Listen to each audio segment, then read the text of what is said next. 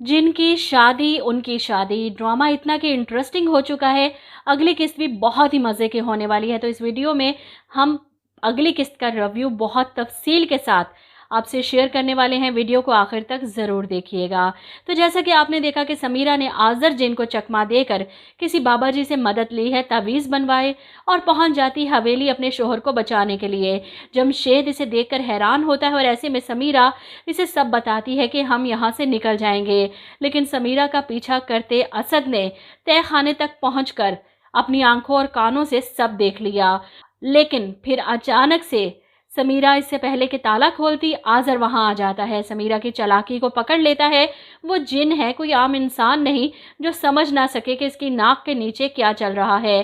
اسے دیکھ کر سمیرہ خوفزدہ ہو جاتی ہے اور اس کے ہاتھ سے تعویذ چھوٹ کر زمین پر گر جاتے ہیں۔ اب دونوں تعویذ اس کے ہاتھ سے گرے تھے، سمیرہ نے یہ نہیں کیا کہ ایک تعویذ خود پہن لیتی۔ اب چونکا آذر جن اس پر چلاتا ہے کہ تم مجھے دھوکہ دینے کی کوشش کر رہی تھی، تمہیں کیا لگتا ہے کہ میں بے وقوف ہوں، تمہیں دیکھ اور سن نہیں سکتا، اب تم دونوں مرو گے میرے ہاتھوں۔ وہ آگے بڑھتا ہے سمیرہ اور جمشید کو مارنے کے لیے، اور اس لمحے پیچھے سے اسد انہیں بچانے کے لیے اپنا تعویذ اتار کر آذر کے گلے میں ڈال دیتا ہے۔ آذر تڑپ کر غائب ہوتا ہے، تعویذ زمین پر گرتا ہے اور اسد فوراً اپنا تعویذ اٹھا کر پہن لیتا ہے، جس کے بعد سمیرہ اور جمشید کو یہاں سے نکال کر حویلی سے بھگا دیتا ہے۔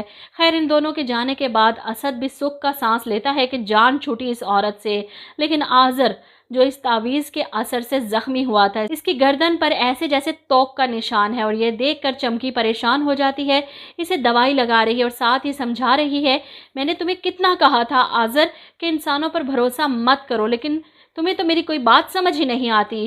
اور وہیں علی اور نادیہ جو پہلی پہیلی سولو کرنے میں لگے ہیں، 200 قدم چلنے کے بعد جب انہیں کچھ بھی نظر نہیں آتا تو وہ دونوں تھک کر بیٹھ جاتے ہیں کہ یہاں پر تو کچھ بھی نہیں لکھا۔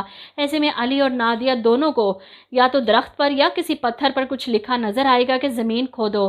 یہ دیکھ کر فوراً سے پہلے دونوں زمین کھودنا شروع کر دیتے ہیں اور اس کے اندر سے ایک باکس نکلتا ہے چمکتا ہوا، جسے دیکھ کر یہ دونوں خوش ہو جاتے ہیں۔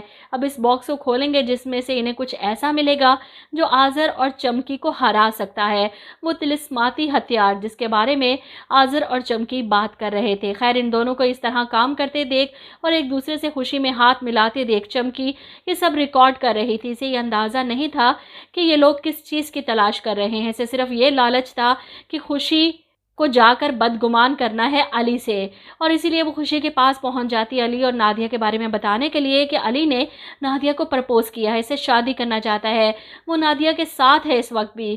خوشی کچھ سننا نہیں چاہتی، دھوکہ دینا چھوڑ دیں باجی، آپ کی کوئی بھی بات میری محبت کو کم نہیں کر سکتی۔ جس پر چمکی کہہ رہی ہے تو تم یہ ویڈیو دیکھ کر بھی یہی کہو گی۔ وہ علی اور نادیہ کی ویڈیو خوشی کو دکھاتی ہے، جسے دیکھ کر خوشی کی آنکھوں میں آنسو آ جاتے ہیں۔ علی ایسا نہیں کر سکتے، وہ مجھے دھوکہ نہیں دے سکتے چمکی باجی، مجھے آپ کی بات پر یقین آ گیا ہے، واقعی انسان بھروسے کے قابل نہیں۔ اور اس کی باتیں سن کر چمکی اسے یہاں سے آزاد کر دیتی ہے۔ میں نے تو تم سے پہلے ہی کہا تھا۔ چمکی باجی کی قید سے آزاد ہونے کے بعد خوشی پہنچ جاتی ہے گھر، خود سچائی کا پتہ کرنے، نادیہ سے ملنے، اس سے بات کرنے کہ کیا واقعی میں علی نے اسے پرپوز کیا ہے۔ وہ اس کے منہ سے سننے کے بعد ہی یقین کرے گی چمکی باجی کی باتوں میں۔ ایسے میں علی، زارا اور اسد شاید حویلی سے کہیں باہر جا رہے ہیں کسی ضروری کام سے، اور نادیہ علی کو یقین دلاتی ہے کہ میں یہیں پر ہوں۔ علی حیران، ہمیں کچھ ٹائم لگ جائے گا واپس آنے میں، تم اس حویلی میں اکیلی کیا کرو گی، تمہیں ڈر نہیں لگے گا؟ جس پر نادیہ کہتی ہے کہ ڈر ایک نفسیاتی کمزوری ہے اور اب میں کمزور نہیں ہوں، آپ لوگ تسلی سے جائیں اور آرام سے واپس آئیے گا، میں یہیں پر ہوں۔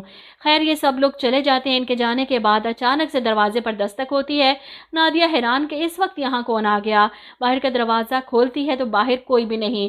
ایسے میں اس کے پیچھے کھڑی خوشی سے پکارتی ہے کہ باہر کوئی نہیں ہے نادیہ، اور نادیہ ڈر کر ایک دم سے پلٹ کر دیکھتی ہے خوشی کو جو اسے نظر آ رہی ہے۔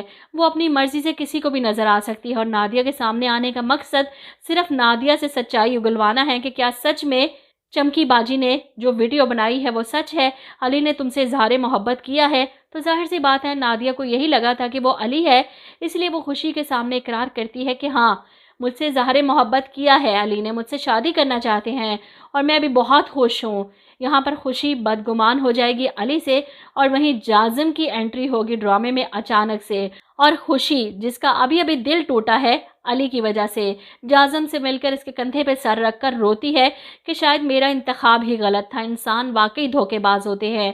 لیکن جب علی سے اسے یقین دلائے گا کہ نادیہ سے میں نے کوئی اظہار نہیں کیا، بلکہ وہ تمہاری چمکی باجی تھیں جنہوں نے نادیہ کے سامنے میری شکل میں آ کر اس سے یہ سب کہا ہے، میں تو اس سے کبھی شادی نہیں کرتا، میں تو تم سے محبت کرتا ہوں اور شادی بھی صرف تم سے ہی کروں گا۔